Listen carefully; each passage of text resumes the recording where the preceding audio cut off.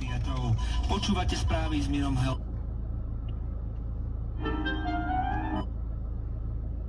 Tak na vyjadrenia viacerých strán a politikov. Boli koncom júna v strate 146,5.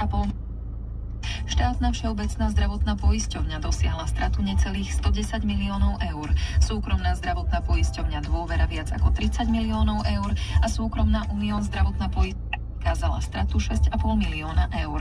Informoval o tom Úrad pre dohľad nad zdravotnou starostlivosťou.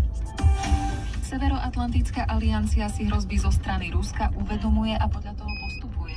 Nové obranné plány NATO s takýmito scenármi počítajú. Uviedol to český šéf diplomácie Jan Lipavský. A to v reakcii na vyhlásenie ruského ministra obrany Sergeja Šojgu o vojenskom posilnení západnej hranice Ruska. Je prima mať niekoho na blízku. Počasie, mobilnú aplikáciu Peňaženka a odmenu za platby mobilom vám prináša Prima banka.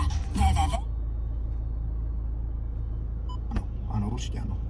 A dokázal by si povedať teraz, odhľadnúť od iné kafe, že ako tá scéna roková vyzerá u nás na Slovensku teraz, že tie kamarátstva sú tam stále? Áno, také, akože doberáme sa z raničky, ale myslím, že áno, že sa tak rešpektujeme. Rešpekt, to je jednoducho super.